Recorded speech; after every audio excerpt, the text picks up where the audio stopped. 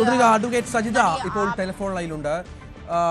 Advocate Sajitha, ഇവിടെ പരസ്യമായ പ്രതികരണമാണ്. നിരാശ ഇവരുടെ സുഹൃത്തുക്കളിൽ നിന്നും മറ്റും നേരത്തെ പങ്കുവച്ചിരുന്നു, സുഹൃത്തുക്കളോടുമൊക്കെ പങ്കുവച്ചിരുന്നു. നമുക്കറിയാം, ദിലീപ് പുറത്തിറങ്ങിയ ശേഷം ആദ്യം പ്രതികരിച്ചപ്പോൾ പറഞ്ഞത് മഞ്ജു വാര്യർ തുടങ്ങി വെച്ച ഗൂഢാലോചനയെക്കുറിച്ചാണ്. പക്ഷേ ഇപ്പോഴും ആ വാദത്തിൽ മഞ്ജു വാര്യർ ഉറച്ചു നിൽക്കുന്നു. അതിജീവിതയാകട്ടെ താൻ കോടതിയുമായി ബന്ധപ്പെട്ട് അനുഭവിച്ച തനിക്ക് ഒരു തരത്തിലും വിശ്വാസമില്ലാത്ത ഒരു വിചാരണ കോടതിയാണോ എന്ന് പരസ്യമായി പറയുകയും ചെയ്യുന്നു. അസാധാരണമായ ഒരു സാഹചര്യമല്ലേ ഇത്? കേൾക്കാമോ മാഡം? ഹലോ, കേൾക്കാമോ മാഡം? കേൾക്കാം. ചോദ്യം കേട്ടിരുന്നോ? ഒന്നുകൂടെ പറയാമോ? അതായത് അസാധാരണമായ ഒരു സാഹചര്യമല്ലേ ഇത്? കാരണം അതിജീവിത തനിക്ക് വിചാരണ കോടതിയിൽ അനുഭവപ്പെട്ട കാര്യങ്ങൾ പരസ്യമായി സോഷ്യൽ മീഡിയയിലൂടെ തുറന്നു പറയുകയാണ്. മഞ്ജു വാര്യരാകട്ടെ ഗൂഢാലോചനാവാദം ആവർത്തിക്കുന്നതിന് പശ്ചാത്തലം ഒരുങ്ങുന്നു. ജുഡീഷ്യറിക്കെതിരെയാണ് ഇത്തരം പരാമർശങ്ങൾ എന്നതുകൂടി ഗൗരവതരമാണല്ലോ. അതെ, ഇവിടെ എന്ന് വെച്ചാല് പ്രോസിക്യൂഷന്റെ ഭാഗത്തു നിന്നും വ്യക്തമായ തെളിവുകൾ നിരത്തുന്ന കാര്യത്തിൽ പരാജയം സംഭവിച്ചിട്ടുണ്ട്.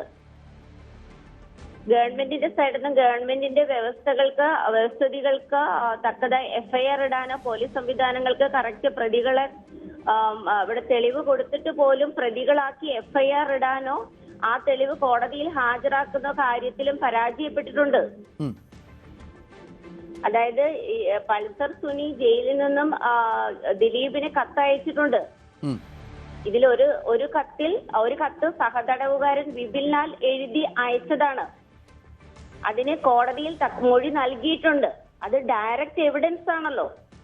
ഇതിനപ്പുറത്തൊരു ഡയറക്റ്റ് എവിഡൻസ് എന്താണ് വരാനുള്ളത് കോടതിയിൽ? രണ്ടും ഈ കോൺസ്പിറസി ഡയറക്റ്റ് എവിഡൻസ് ആണ്. കോൺസ്പിറസി ലെറ്റർ കൊടുത്തത് ഡയറക്റ്റ് എവിഡൻസ് ആണിത്.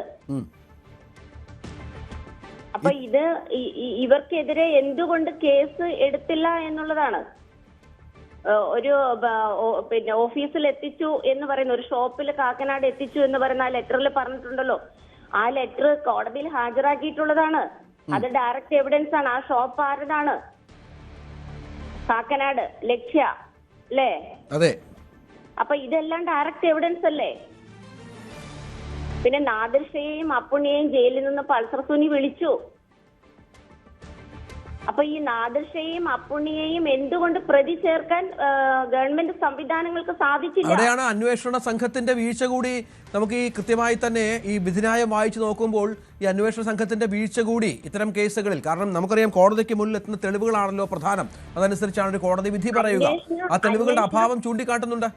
അന്വേഷണ സംഘത്തിന്റെ വീഴ്ചയ്ക്ക് പറയുക എന്നതിനപ്പുറം ഇവിടെ ആദ്യമായി തന്നെ വ്യക്തമായിട്ട് എട്ടാം പ്രതിയെ രക്ഷപ്പെടുത്താൻ, കാരണം എട്ടാം പ്രതിയെ പ്രതിയായി ചേർത്തുള്ള തെളിവുകൾ ഇവരൊക്കെ ആയിരുന്നു. ഇതിന്റെ തെളിവ്, ഇയാളെ ശിക്ഷിക്കേണ്ട, ഈ എട്ടാം പ്രതിയെ ശിക്ഷിക്കേണ്ട തെളിവ് ഇതൊക്കെ ആയിരുന്നു. അത് നശിപ്പിക്കാൻ ആദ്യം തന്നെ പ്രോസിക്യൂഷൻ തലത്തിൽ തന്നെ, ഗവൺമെന്റ് തലത്തിൽ തന്നെ പരാജയം എന്ന് പറയാൻ പറ്റില്ല. വ്യക്തമായ ഒരു ഗൂഢാലോചന അവിടെയും ഉണ്ടായിട്ടുണ്ട്. ഈ പ്രതിയെ രക്ഷപ്പെടുത്താനുള്ള ഗൂഢാലോചന അവിടെയും ഉണ്ടായിട്ടുണ്ട്. ഒന്നാമത് അതിജീവിതയെ പീഡിപ്പിക്കാനുള്ള ഒരു ഗൂഢാലോചന നടന്നു. പിന്നെ ഗൂഢാലോചന നടന്നത് പ്രതിയെ രക്ഷിക്കാനുള്ള ഗൂഢാലോചന നടന്നു. എന്തുകൊണ്ട് ഗവൺമെന്റിന് തക്കതായ തെളിവുകൾ എഫ്ഐആർ ഇട്ട് കോടതിയുടെ മുന്നിൽ ഹാജരാക്കാൻ പറ്റിയില്ല? ജുഡീഷ്യറിയെ നോക്കുകുത്തിയാക്കി നിർത്തിക്കൊണ്ട് ഇത്തരം പ്രതികളെ സംരക്ഷിച്ച് പുറത്തുവിടുന്ന ഗവൺമെന്റിനെ നമുക്ക് കാണാൻ സാധിച്ചത്. കോടതിയിൽ തെളിവുകൾ വേണം എന്നുള്ളത് വ്യക്തമാണ്. അപ്പൊ കോടതിയിൽ ആ തെളിവ് നശിപ്പിക്കുന്നത് പുറത്തു നിൽക്കുന്ന ഗവൺമെന്റ് സംവിധാനത്തിന്റെ ഗൂഢതന്ത്രങ്ങളാണ്.